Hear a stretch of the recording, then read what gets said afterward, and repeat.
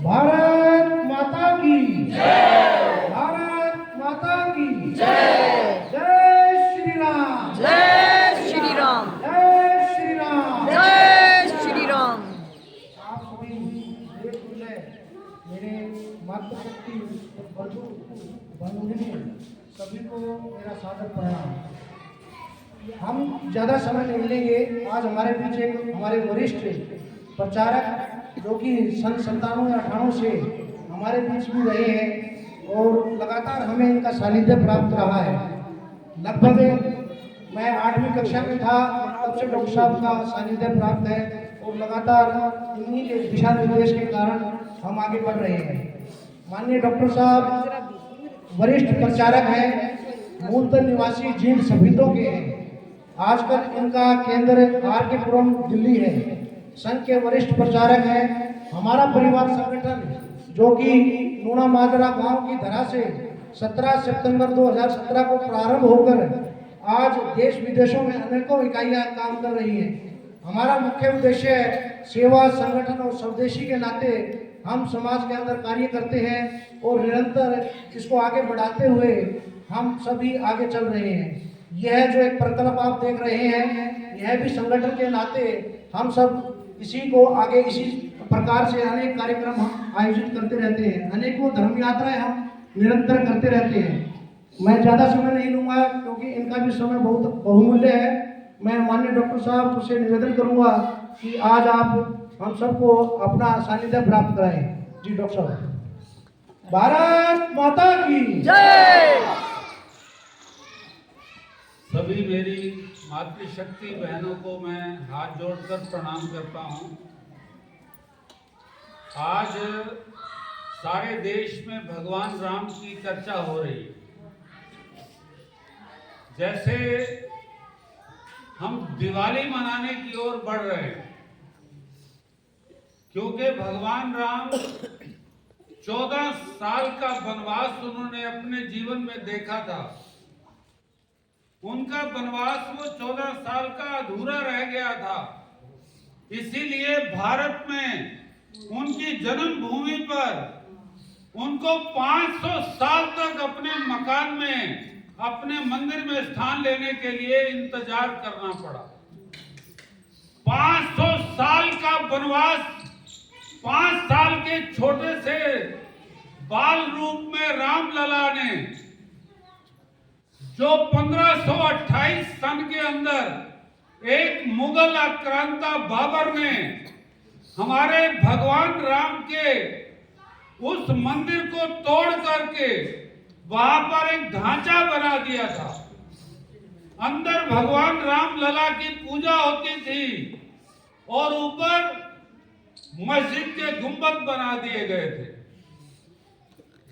तो वो 1528 का वो समय आज अगर 2024 में हम बात कर रहे हैं तो लगभग 495 साल के बाद हमारे करोड़ों करोड़ों हिंदू समाज के पूज्य भगवान राम को उनका नया स्थान मिलने जा रहा है।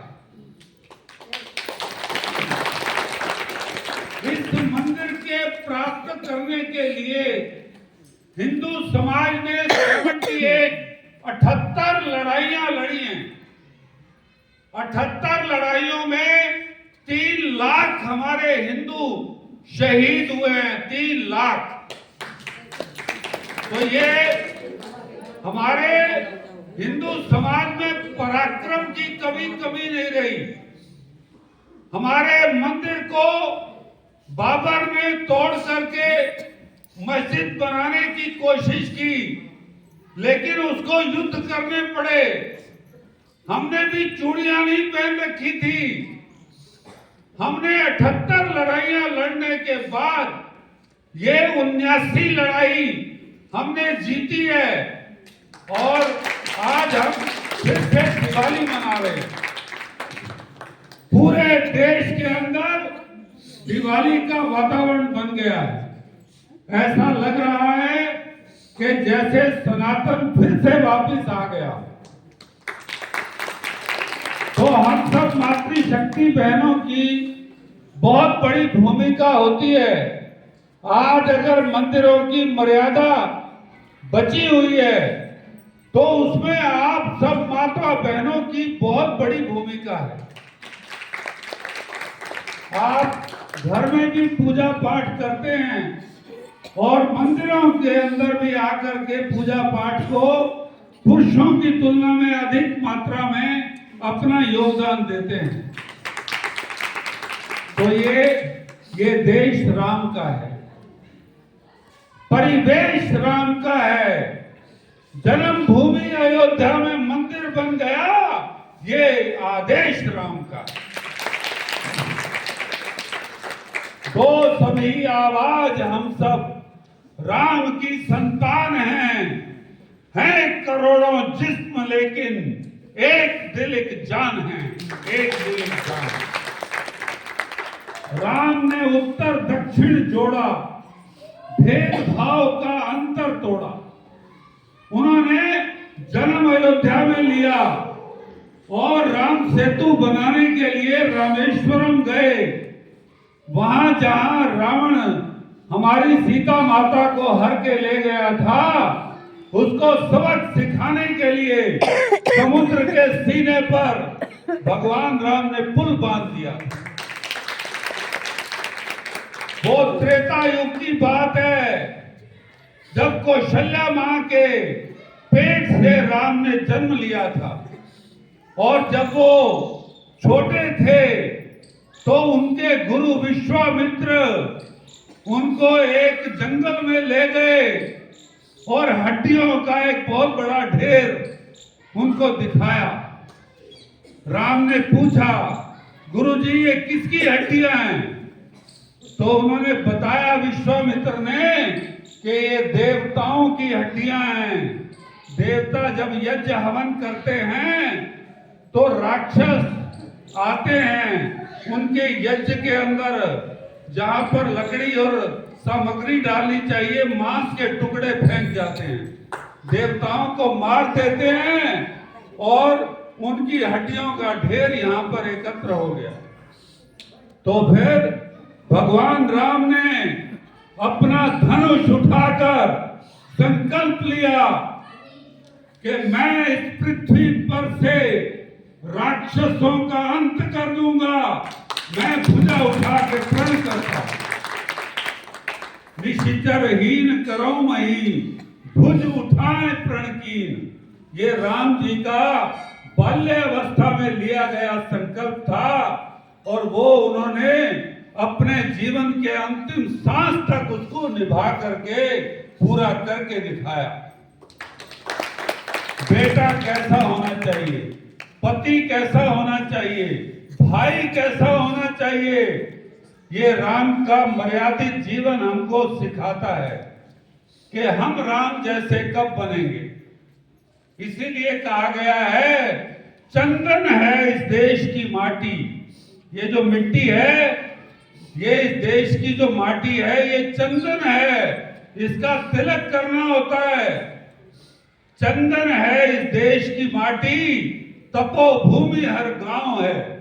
कोई गांव ऐसा नहीं है जहां खेड़ा ना हो, जहां पर किसी ना किसी साधु संत महात्मा ने तप ना करा हो। पूरे देश के अंदर 5.5 लाख गांव हैं। हर गांव में कहीं ना कहीं किसी ना किसी संत ने तप किया है, इसलिए ये भारत की मिट्टी चंदन है।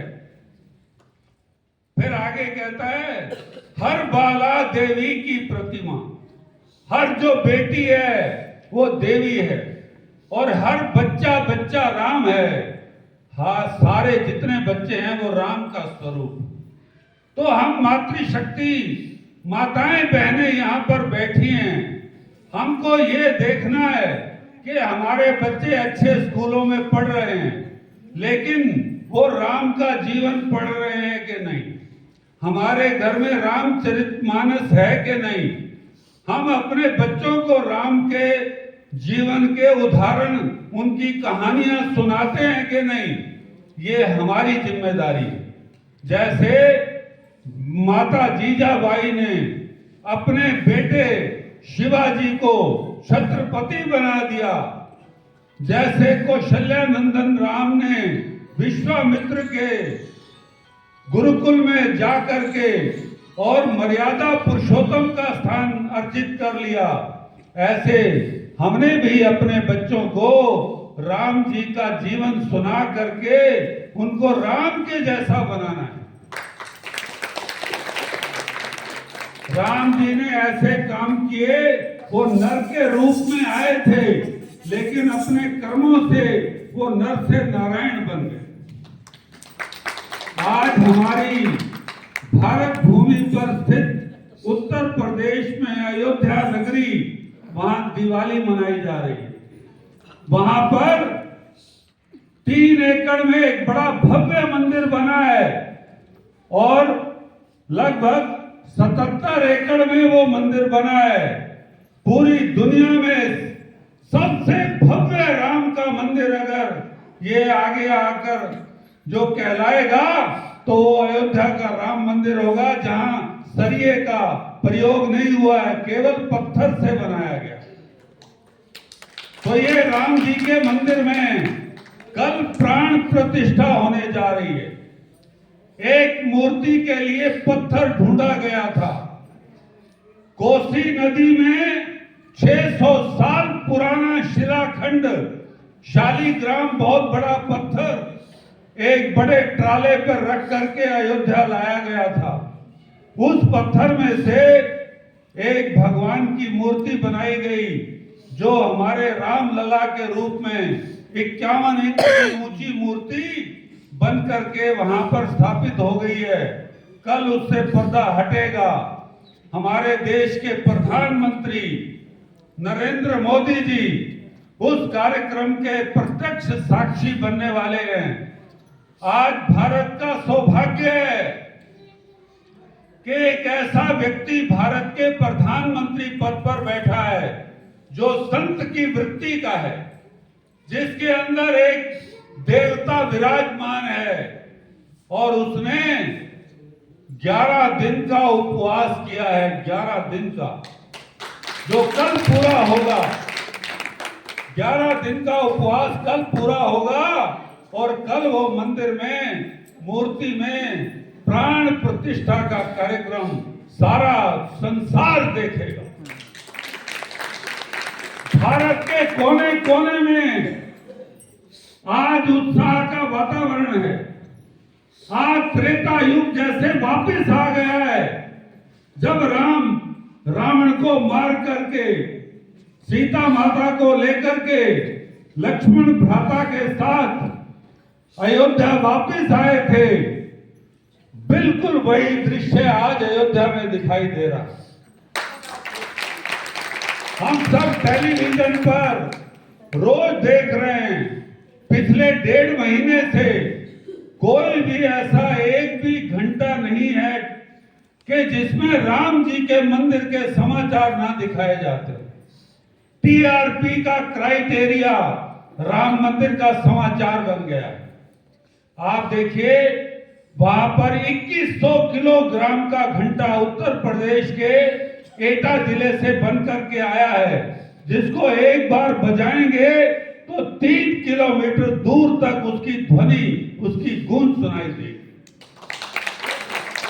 चरण पादुकाएं, तीर कमान, चरण पादुकाएं श्रीलंका से सोने की बन के आई हैं, और तीर कमान और बर्तन नेपाल जनकपुर सीता माता के मायके से आए हैं, और 1008 किलोग्राम का एक बहुत बड़ा दीपक, जिसमें 1.25 क्विंटल रुई से उसको दीपक को प्रज्वलित किया जाएगा, वो वहां पर वडोदरा से बन करके आया है। 3,75,000 किलोग्राम फूल अयोध्या को सजाने के लिए देश भर से मंगवाए गए हैं। कल पूरा अयोध्या जो नगरी है, राम की नगरी है, राम का तो पूरा देश है, लेकिन वो जन्मभूमि है।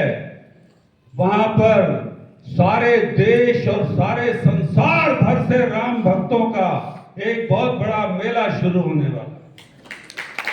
हम भी आज संकल्प करेंगे कि हम भी बहुत जल्दी अयोध्या में जाकर भगवान राम जी की जन्मभूमि पर बने हुए मंदिर में अपने आराध्य रामलला जो 5 साल की आयु के उसमें दिखाए जाएंगे, उनका दर्शन करके आएंगे।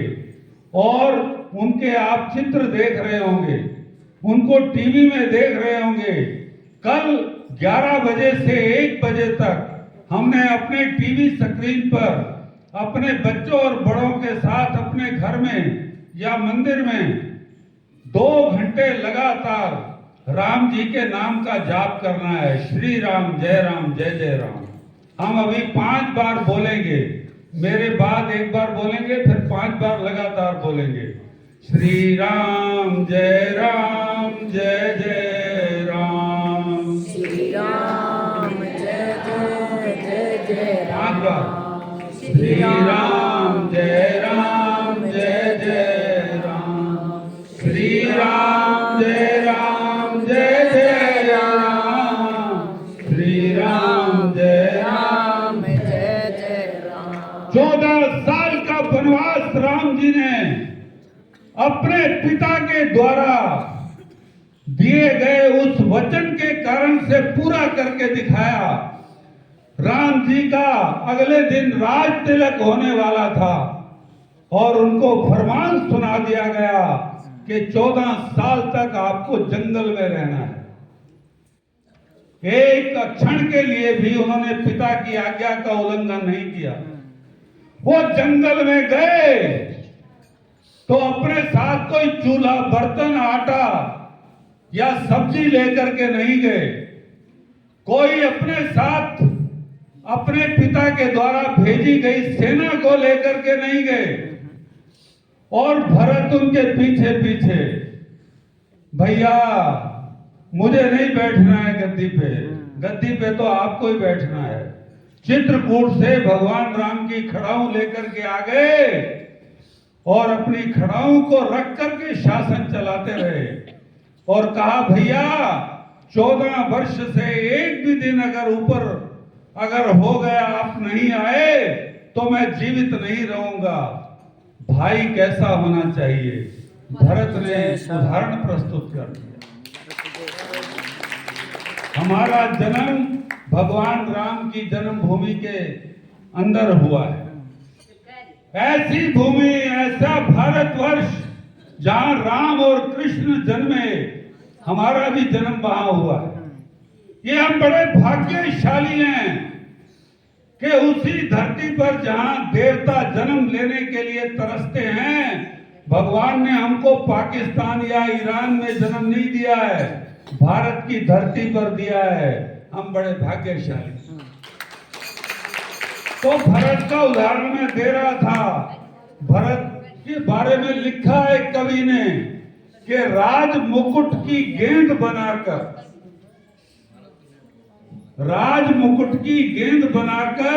खेलन लगे खिलाड़ी। एक तरफ राम, एक तरफ भरत, दोनों ने ठोकर मारी।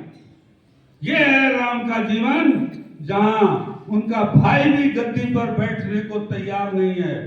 और राम जी तो वनवास जा चुके हैं। और एक तरफ हमारे मुगलों का इतिहास पढ़ते हैं, अपने बाप को जेल में डालकर गद्दी पर बैठने वाले, इन्होंने ही हमारे देश भर के मंदिरों को तोड़ा है। अब हमारी जिम्मेवारी बनती है कि हम अपने इस देश को बचाने के लिए आगे आएंगे, अपने बच्चों को ऐसे संस्कार देंगे जैसे कौशल्या मां ने अपने पुत्र राम को दिए थे। तो हमारा बेटा भी राम के जैसा बनेगा। पढ़ाई भी होगी, पढ़ाई के साथ संस्कार भी होंगे। तो हम सभी बड़े भाग्यशाली हैं कि अपने सामने इतिहास को बनता हुआ कल देखेंगे। कुछ लोग इतिहास को लिखते हैं, बहुत सारे लोग इतिहास को पढ़ते हैं, लेकिन हम और आप वो हैं जो इतिहास को बनता हुआ देखेंगे, अपनी आंखों से देखेंगे। जय श्री राम, जय श्री राम। तो ये आज का ये दिन हमारे लिए चिंतन करने का दिन है। सारे देश में कल दिवाली मनाई जाएगी। 11 से 1 बजे तक हमने टेलीविजन पर देखना है या अपने घर में श्री राम जय जय राम के मंत्र का जाप करना है। और सायंकाल, आज छोटी दिवाली है हमारी, कल बड़ी दिवाली है। त्रेता युग लौट के आ गया है। 5 दीपक अपने बारने आ गए या अपनी छज्जे पे, मुंडेरे पे 5 दीपक कम से कम जलाने हैं, ऐसा आह्वान किया गया है राम जन्मभूमि तीर्थ क्षेत्र की तरफ से। तो हम सब राम की संतान हैं। राम जी के आगमन पर दिवाली जैसी खुशी मनाएंगे, मिठाई बांटेंगे, दीप जलाएंगे। आज छोटी दिवाली है, कल बड़ी दिवाली है। आज भी दीप जलाएंगे शाम को, कल भी दीप जलाएंगे। तो ये देश राम का बना रहेगा, तब बना रहेगा जब हम इकट्ठे होकर के रहेंगे, एक साथ मिलकर के जय घोष लगाएंगे। जय श्री राम, जय श्री राम।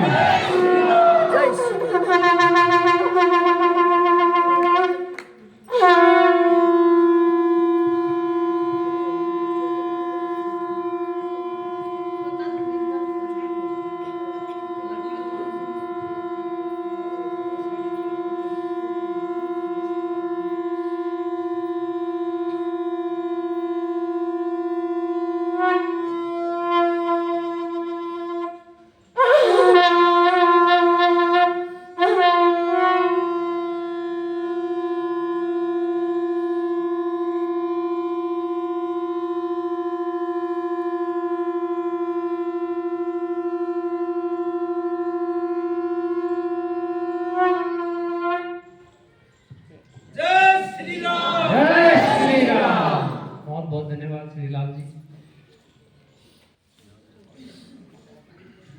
सभी मेरी आदरणीय माता बहनों को प्रणाम।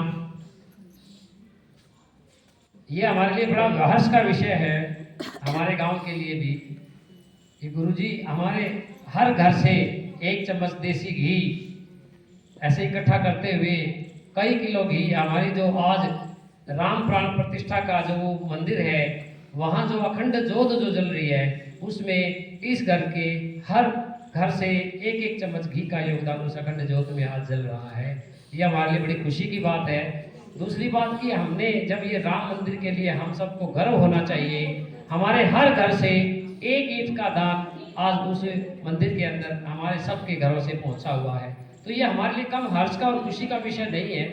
तो हम बड़े सौभाग्यशाली हैं और आज हमारी माताओं बहनों ने इतना अच्छा सत्संग करके इस उत्सव को और राममय बना दिया है। इसके लिए भी मैं अपनी सभी माताओं और बहनों का हृदय से आभार व्यक्त करता हूँ कि आपने अपना कीमती समय प्रभु श्री राम के चरणों में लगाया और हमारे गांव से हमारे वातावरण को राममय किया। इसके लिए मैं आप सभी का बहुत बहुत आभार करता हूँ।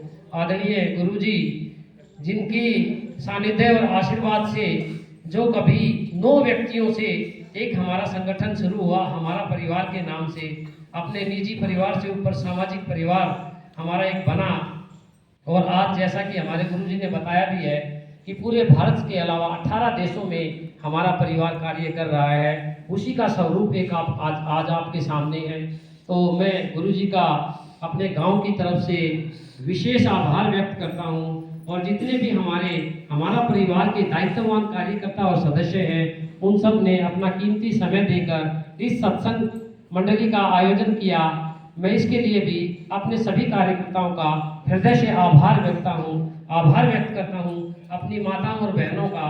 और ये आपसे उम्मीद और आशा करता हूँ कि हमारे परिवार के साथ जुड़कर आपका आशीर्वाद हम सबको ऐसे ही निरंतर प्राप्त होता रहेगा। मैं पुनः आप सभी का बहुत बहुत आभार करता हूँ। सादर प्रणाम सभी को। एक बार मेरे साथ मिलकर जय घोष करेंगे। जय श्री राम, जय श्री राम, जय श्री राम, जय श्री राम। बहुत बहुत आभार सभी। हमारे संरक्षक हैं सुरेंद्र अलावत जी, बहादुरगढ़ से आए हैं। एक एक मिनट हमारे कुछ कार्यकर्ता आपको अपना मन का भाव बताएंगे। आदरणीय हैं सुरेंद्र अलावत जी। डॉक्टर साहब, आज हमारे लिए बड़ा मान सम्मान का दिन है, जो ये प्राण प्रतिष्ठा के पूर्व यहाँ पर हम अपना ये आयोजन करें सत्संग का। हम माता शक्ति का बहुत बहुत धन्यवाद करते हैं और माजरा गांव के सारे सज्जन पुरुष आए हैं, इसके लिए भी हम इन सब का धन्यवाद करते हैं। और डॉक्टर साहब के यहाँ पर पहुँचने पर हम इनका तहे दिल से स्वागत करते हैं। धन्यवाद। नमस्कार जी सभी को। मेरा नाम सुनील मलिक है। मैं मूल रूप से गाँव डाकोदा खुर्द का निवासी हूँ। वैसे फिलहाल मैं बहादुरगढ़ में रहता हूँ। सिविल कोर्ट में एज एडवोकेट प्रैक्टिस करता हूँ और हमारा परिवार इकाई बहादुरगढ़ का प्रमुख का दायित्व मेरे पास है। और आज हमने ये पिछली मीटिंग में ये तय किया था कि हम नूना माजरा में एक भजन कीर्तन करेंगे प्राण प्रतिष्ठा भगवान राम के से एक दिन पहले। जैसे हमने सोचा वैसे हमारा बढ़िया कार्यक्रम हुआ। इसके लिए आप सभी आभार करता हूँ। इसके लिए आप सभी पात्र हैं इस कार्यक्रम को सफल बनाने के लिए। और मैं ज़्यादा समय नहीं लेते हुए आगे एक हमारे श्रीलाल जी पंडित जी हैं जो कसार मंदिर में अपना सेवाएं दे रहे हैं, उनसे भी आग्रह करूँगा कि हमारा परिचय देकर दो शब्द कहें। जय श्री राम। सबसे पहले मैं सभी को नमन करता हूँ, क्योंकि भगवान से भी बड़े भगवान के भक्त हैं और भक्त की लीलाएं जो है अपरंपार हैं। अभी आप लोगों ने सुना कि भाई रावण ने सीता का हरण किया। अप्रत्यक्ष रूप में भी हमारे पास में ही है। वो रावण कौन है और वो सीता कौन है?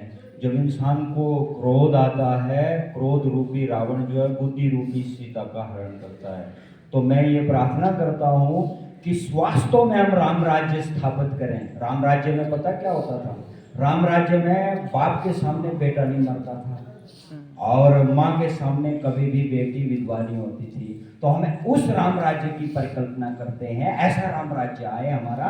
ज़्यादा मैं कुछ नहीं बखान करूँगा, लेकिन प्रैक्टिकली जीवन में जिसने अपने क्रोध पे काबू किया उसकी सीता हरण नहीं होगी, और जिसके अंदर क्रोध है उसकी सीता हरण होती रहेगी। तो हम कलेश में आपस में मरते पिटते रहेंगे और ऐसे ही होता रहेगा।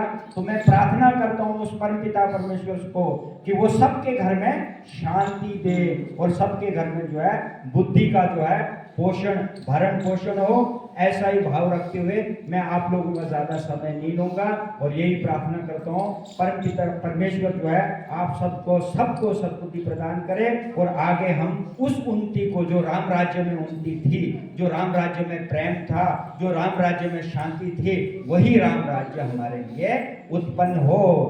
जय श्री राम, जय जय श्री राम, जय श्री राम, जय श्री राम। जय श्री राम।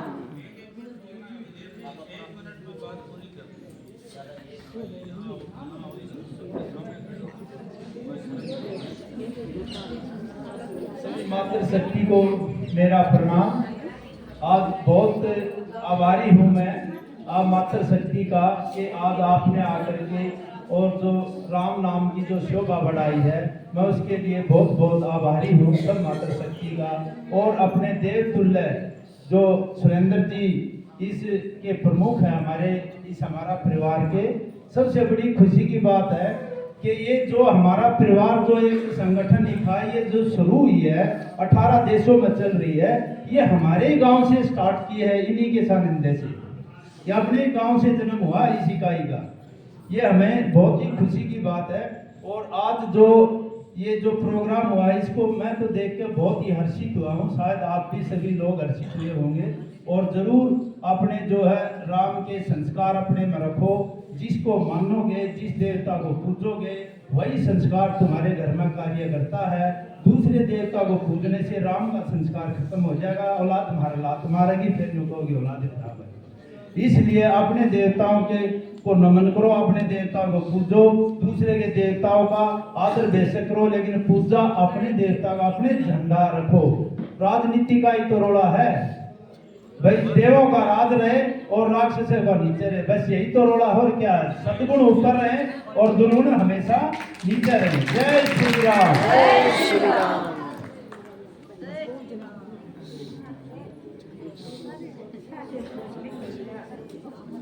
आदरणीय सुरेंद्र जी, मातृशक्ति, मैं सबको प्रणाम करता हूँ।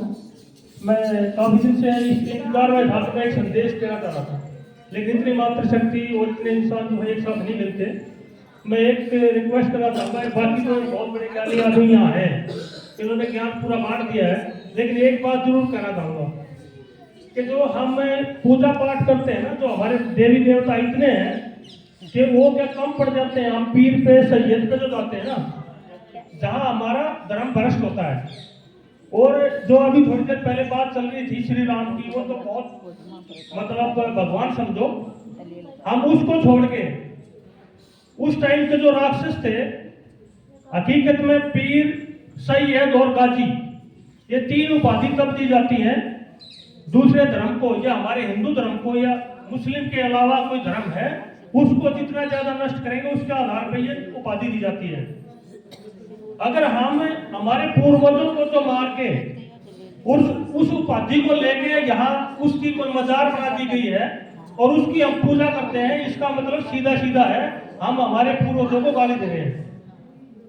तो मैं हाथ जोड़कर विनती करूंगा कि ये अपने देवी देवताओं को छोड़ के पीर, सैयद, गाजी इनके ऊपर ना जाएं। तो क्योंकि जो शिक्षा है मातृशक्ति से आगे बढ़ती है ज्यादा, इसलिए मैं आपको ये पुनः निवेदन करता हूं कि ये सब अपने देवी देवताओं को छोड़ के वहां ना जाए। जय श्री राम। जय श्री राम। जय श्री राम। शक्ति बहनों में से कुछ नाम लेंगे, विश्वादेव जी वो आएंगी बोलेंगे। और किसी की इच्छा है तो बोल भी